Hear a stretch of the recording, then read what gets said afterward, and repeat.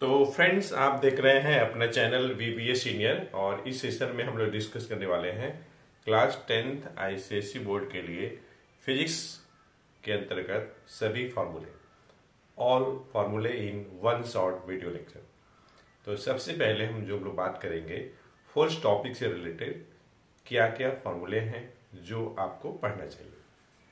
तो fourth chapter, ये है आपका चैप्टर का नाम।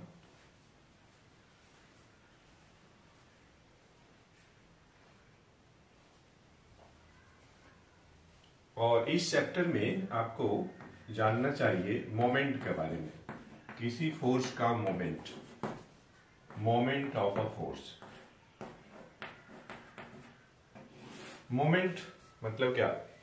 टर्निंग टेंडेंसी, घुमाने की प्रवृत्ति, टेंडेंसी। तो अगर हमें किसी फोर्स का मोमेंट निकालना है तो उसके लिए हम सिंबल इस्तेमाल करते हैं टाउ, और टाउ कैलकुलेट करते हैं F इंटू डी से। F फोर्स है, D आपका परपेंडिकुलर डिस्टेंस है। उसके बाद अगर हम सेकेंड फॉर्मूले की बात करें तो मोमेंट ऑफ कपुल के बारे में, मोमेंट ऑफ कपुल। यहां पे सिंगल फोर्स की बात हो रही है, यहां पे कपुल की बात हो रही है। कपुल के केस में दो फोर्सेज होते हैं जिनका मैग्नीट्यूड इक्वल होता है और उनका जो एक्टिंग का जो डायरेक्शन होता है एक दूसरे का एंटी पैरेलल होता है। एंटी पैरेलल, एक देखिए अपवर्ड है, दूसरा डाउनवर्ड है। और दोनों जो फोर्सेज हैं उनके लाइन ऑफ एक्शन के जो बीच का जो डिस्टेंस होता है, मान लीजिए पॉइंट अगर ए ये है और ये पॉइंट बी है आपका, मतलब A is the point of intersection of this force and B is the point of intersection of this force. तो ए बी यहां पे कपुल आर्म होगा। मतलब अगर हमें किसी कपुल का अगर मोमेंट निकालना होगा तो हम क्या करेंगे, आइदर फोर्स, क्योंकि दोनों फोर्स का मैग्नीट्यूड सेम है, तो F into couple arm, A B यहां पे कपुल आर्म है। ठीक, इसी चैप्टर में फोर्स में ही अगर आपको principle of moment, principle of moment,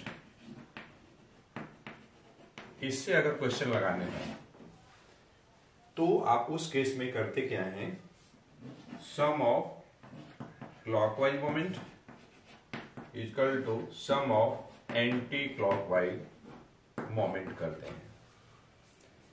जितने भी क्लॉकवाइज मोमेंट होंगे उनका सम और जितने भी एंटी क्लॉकवाइज मोमेंट होंगे उनका सम, दोनों को आप इक्वेट कर दीजिएगा तो अननोन क्वांटिटी मिल जाएगी। हो सकता है अननोन क्वांटिटी डिस्टेंस हो सकता है अननोन क्वांटिटी फोर्स हो। तो फोर्थ चैप्टर में क्लास 10th में ये फॉर्मूले हैं। और इसके साथ ही साथ हो सकता है कि आपका जो है इक्वेशन इन वन डायमेंशन वाला फॉर्मूला एप्लीकेबल हो, जैसे कि V equal to u plus AT, V square equal to u square plus twice AS, S equal to UT plus half AT square, ये लग सकता है। हो सकता है कहीं F equal to M into A भी लग जाए। वेट निकालना है तो W बराबर mg कहीं कहीं लग जाएगा। ठीक, अब हम बात करने वाले हैं नेक्स्ट जो आपका टॉपिक है उसके बारे में। और नेक्स्ट टॉपिक है आपका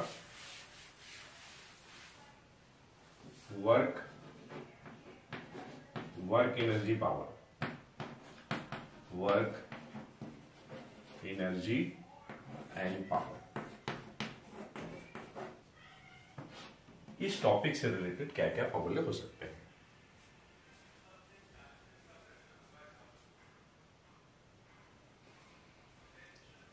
तो आपको वर्क निकालना है जिसका सिंबल W है, वर्क कहिए, वर्क डन कहिए, बातें की है, तो मेन जो फॉर्मूला है आपका Fs cos थीटा है। ठीक, अब यहाँ पे थीटा की जो वैल्यू है 0 से 90 के बीच में कुछ भी हो सकती है, 90 से ज्यादा भी हो सकती है। तो अगर थीटा की वैल्यू 0 हो गई, मतलब जिस डायरेक्शन में फोर्स लग रही है उसी डायरेक्शन में अगर डिस्प्लेसमेंट भी अगर है, तो उस केस में थीटा जो होगी 0 डिग्री होगी। और इस सिचुएशन में जो वर्क होगा F इंटू एस होगा, क्योंकि cos 0 डिग्री 1 हो जाएगा। ये तब है जब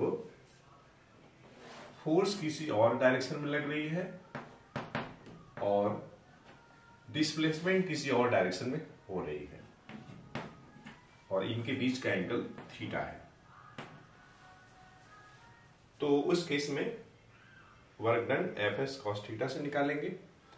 यहां पे ध्यान देने वाली बात यह है कि Fs cos थीटा को आप लिख सकते हैं F cos theta into S. यहां पे F cos थीटा फोर्स का कंपोनेंट है along the direction of displacement। इसी को आप लिख सकते हैं F into S cos theta, जहां पे S cos theta component of S है along the direction of F। F magnitude of force है, S मैग्नीट्यूड ऑफ डिस्प्लेसमेंट है और थीटा जो है फोर्स और डिस्प्लेसमेंट के बीच का एंगल है। इस तरीके से आप वर्क डन निकाल सकते हैं। ठीक, वहीं पे अगर आपको मान लीजिए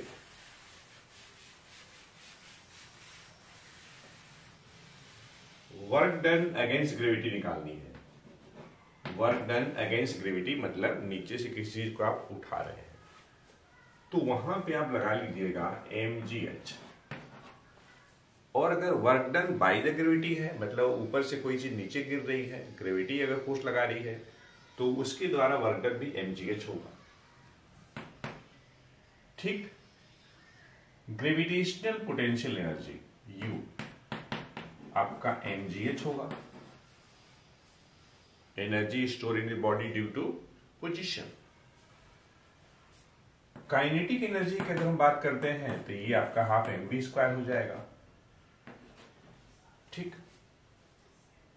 अगर हमारे पास कोई बॉडी है जिसकी मास m है और ये बॉडी v वेलोसिटी के साथ मूव कर रही है, तो कोई अगर मूविंग बॉडी अगर है तो उसके पास वेलोसिटी होगी तो मोमेंटम भी होगा। तो मोमेंटम में, मास में, अच्छा एक बात और, अगर कोई बॉडी मोशन में है तो उसके पास मोमेंटम के साथ साथ काइनेटिक एनर्जी भी होगी। तो मोमेंटम में, काइनेटिक एनर्जी में और मास में एक रिलेशन होता है और वह है p² = 2 mk। ये रिलेशन है। p मोमेंटम है, m मास है, k आपका काइनेटिक एनर्जी है। ठीक,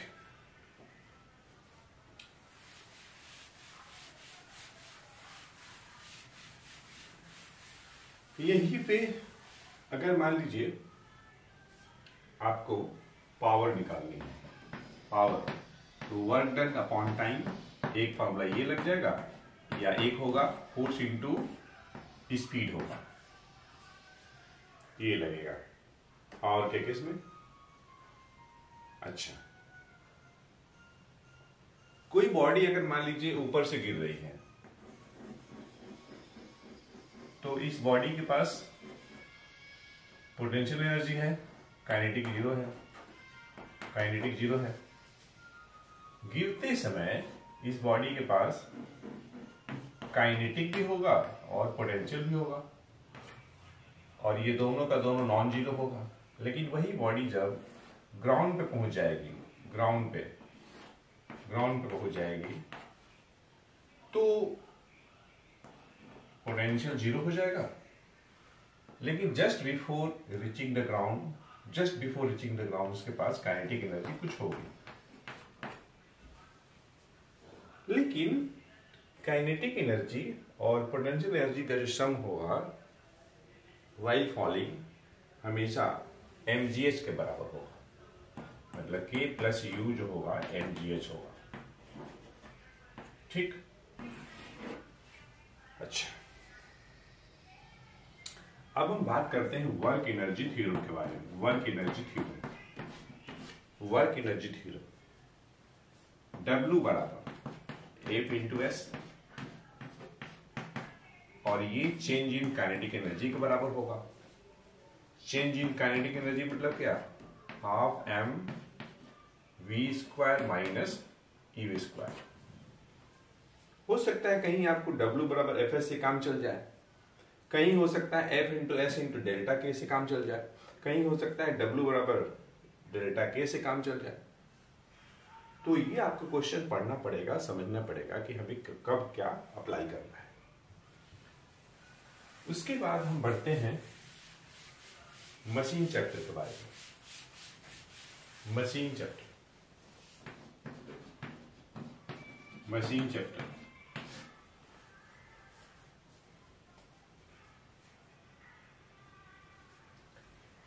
मशीन चैप्टर में हम बात करते हैं मैकेनिकल एडवांटेज का, जो कि रेशियो होता है लोड और एफर्ट का।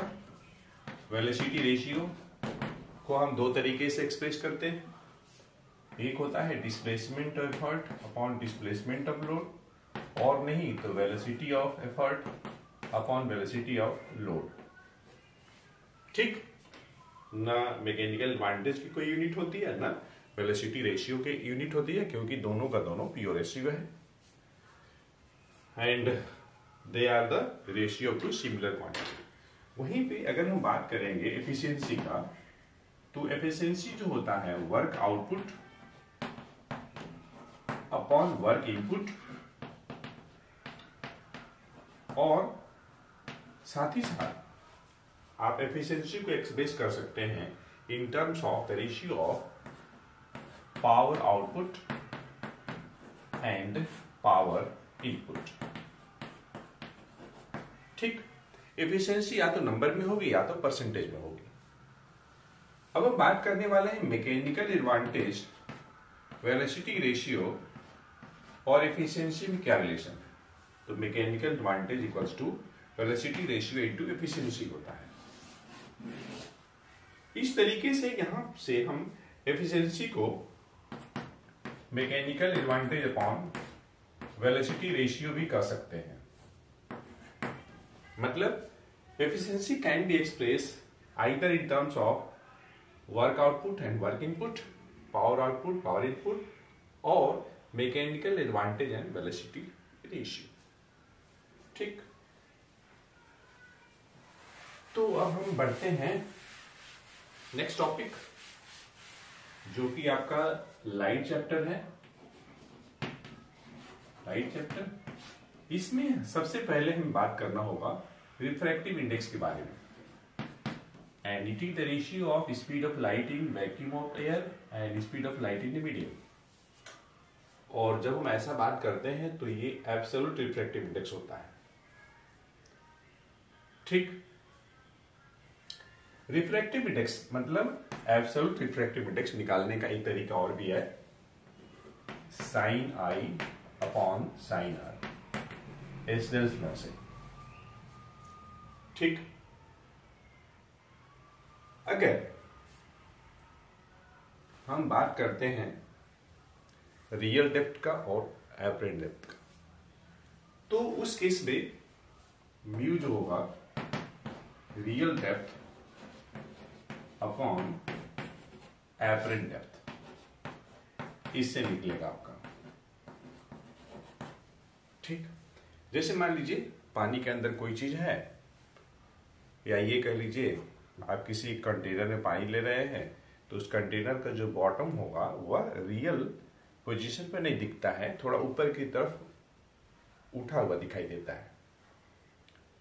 तो रियल जो डेप्थ है कंटेनर के बॉटम के कुछ और है, लेकिन हमें दिखता कहीं और है। तो उस केस में अगर हमें म्यू निकालना होगा तो real depth upon apparent depth निकालेंगे। यहीं पे एक फॉर्मूला बनता है शिफ्टिंग के लिए, शिफ्टिंग तो शिफ्टिंग के केस में हम लगाएंगे real depth into 1 minus 1 upon mu से कैलकुलेट करेंगे। ठीक, एक फॉर्मूला ये है, एक फॉर्मूला ये है, एक फॉर्मूला आपका ये है। हाँ, लाइट चैप्टर के क्वेश्चन करने के लिए फॉर्मूला और भी है, v equal to F lambda. v यहाँ पे वेव वेलोसिटी है, एफ फ्रीक्वेंसी है, लेमडा आपका वेवलेंथ है। अब यहां से निकाल लेंगे। ठीक, अगर आपको प्रिज्म से क्वेश्चन करना है तो फिर आपको रिफ्रैक्टिव इंडेक्स ऑफ प्रिज्म के लिए लगाना पड़ेगा mu equal to sine A plus delta minimum upon 2 upon sine A upon 2। ये लगाना पड़ेगा, ये लगेगा प्रिज्म के लिए। ठीक,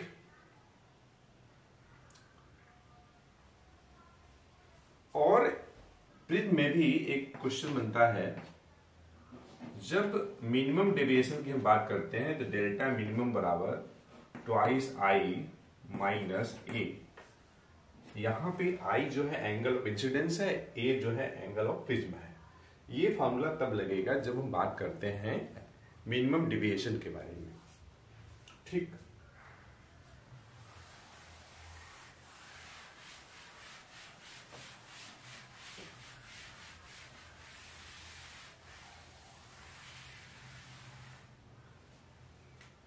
तो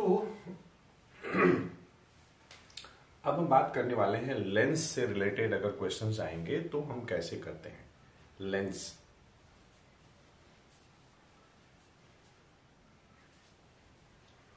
तो देखिए, magnification, ratio of the size of image and size of object. I stands for size of image, bold face हो stands for size of object. यहां भी आई आपका बोल्ड फेस में है, या तो फिर image distance upon object distance.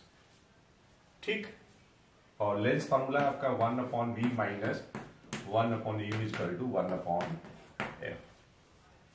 हाँ, लेकिन ये है कि साइन कन्वेंशन आपको अच्छे से आना चाहिए, पता होना चाहिए, और इमेज फॉर्मेशन भी आपको मालूम होना चाहिए जब भी आप लेंस के क्वेश्चंस लगाते हैं तो। ठीक, अब हम बात करते हैं साउंड चैप्टर के अंतर्गत इको से रिलेटेड अगर क्वेश्चन है तो कैसे करेंगे। इसमें एक ही फॉर्मूला है, 2d equal to V into T. D आपका डिस्टेंस है, distance between the source and the reflector. V आपका स्पीड ऑफ साउंड है, टी आपका टाइम है, time to hear an eco.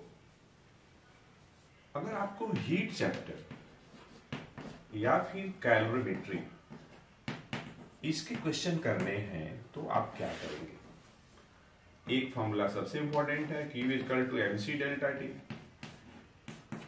Q मतलब क्या, हीट लॉस्ट या हीट गेन होगा, M मास है, C स्पेसिफिक हीट कैपेसिटी है, डेल्टा टी चेंजिंग टेम्परेचर है जो कि फॉल इन टेम्परेचर हो सकता है या तो फिर राइज इन टेम्परेचर हो सकता है। एक फॉर्मूला और लगेगा, M इंटू एल लगेगा।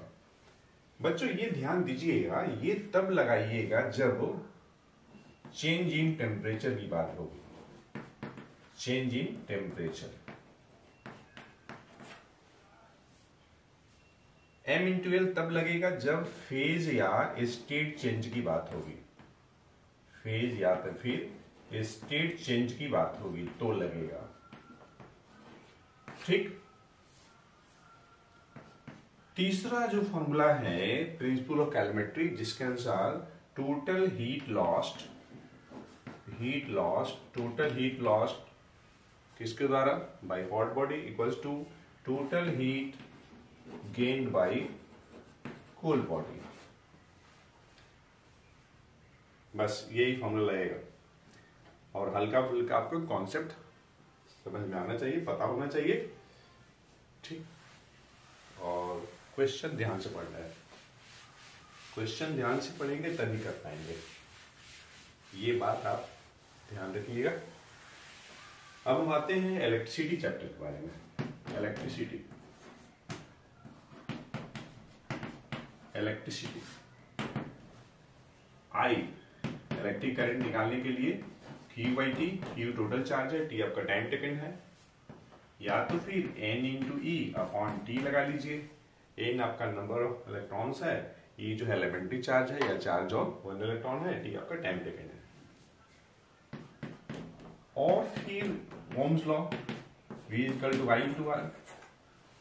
ठीक, अगर आपको पोटेंशियल निकालना है, पोटेंशियल मान लीजिए किसी पॉइंट पोटेंशियल V है, तो W बाई Q लगा लीजिएगा। ठीक, पोटेंशियल डिफरेंस निकालना होगा तब यही लगेगा, W बाई Q ही लगेगा। अच्छा, रेजिस्टेंस के लिए फॉर्मूला होता है रो एल बाई ए होता है। आर कैपिटल आर रेजिस्टेंस है, रो आपका रेजिस्टिविटी है। अच्छा, अगर आपके पास बहुत सारे रजिस्टर्स हैं, उनको आपने कंबाइन कर दिया या तो सीरीज में या तो पैरेलल में, तो अगर आप सीरीज में कंबाइन करते हैं तो उनका जो इक्विवेलेंट होगा आरएस, मतलब कई रजिस्टर्स हैं, आपने उन सभी रजिस्टर को सीरीज में कनेक्ट कर दिया, तो उन सभी के बदले अगर आप एक रजिस्टर इस्तेमाल करना चाहते हैं तो जितने रजिस्टर आप इस्तेमाल करेंगे सभी का रेजिस्टेंस आप प्लस कर दीजिएगा। ठीक है, और यहां पे सभी के सभी इंडिविजुअल रजिस्टर्स हैं। यहीं पे अगर आइडेंटिकल हो जाएंगे और सभी का रेजिस्टेंस अगर R ओम अगर है तो N इंटू R हो जाएगा। जितना रजिस्टर होगा एक रेजिस्टेंस की वैल्यू में N से इंटू कर लेंगे। यहीं पे अगर पैरेलल में अगर कनेक्टेड होंगे तो 1/RP जो हो जाएगा 1/R1 1/R2, ऐसे ही करके ये आपका 1/RA जाएगा। ये तब होगा जब सभी के सभी इंडिविजुअल रजिस्टर होंगे। अगर सभी आइडेंटिकल हो जाएंगे तो N/R हो जाएगा। 1/RP की वैल्यू इस तरीके से आप, लेकिन आपको निकालना है आरपी, ध्यान रखिएगा। ये है 1/RP, यहां भी 1/RP ही है।